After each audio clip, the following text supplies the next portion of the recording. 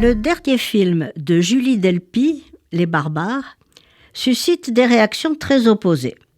Je ne sais pas vous, mais moi, j'adore cette actrice franco-américaine que j'ai trouvée irrésistible quand je l'ai découverte dans la délicieuse trilogie de Richard Linklater, Before Sunrise, Before Sunset et Before Midnight.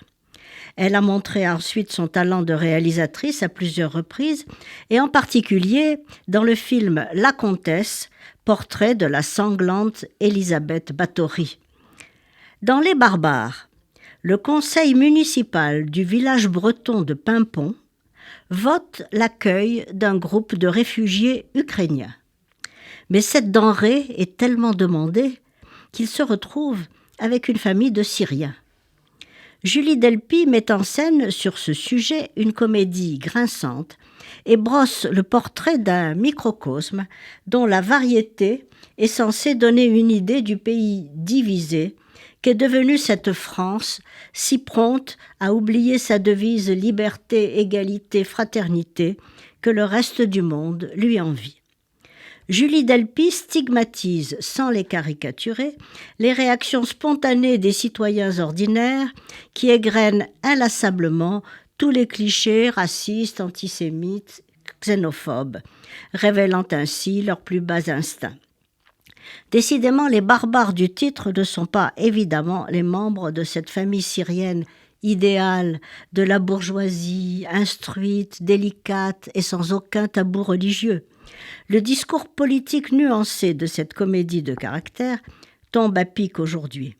Le casting est parfait. Sandrine Kiberlin, Brigitte Rouen, Mathieu Demy, Albert Delpy, le père de Julie qui ne la quitte jamais, et même Ziad Bakri, l'acteur palestinien diplômé des meilleures écoles de Tel Aviv. Les personnages sont finement analysés, en particulier ce plombier incarné par Laurent Lafitte, dont la xénophobie répond à une peur irrationnelle, ou alors cette institutrice idéaliste jouée par Julie Delpy elle-même. Lucide et adepte du politiquement incorrect, la réalisatrice place dans la bouche de ses interprètes des vérités quotidiennes dans une France rurale qui peut facilement basculer du meilleur au pire et vice-versa. Avec un humour au vitriol, Julie Delpy l'a peint en connaisseuse, bien qu'elle ait choisi elle-même d'aller vivre aux États-Unis.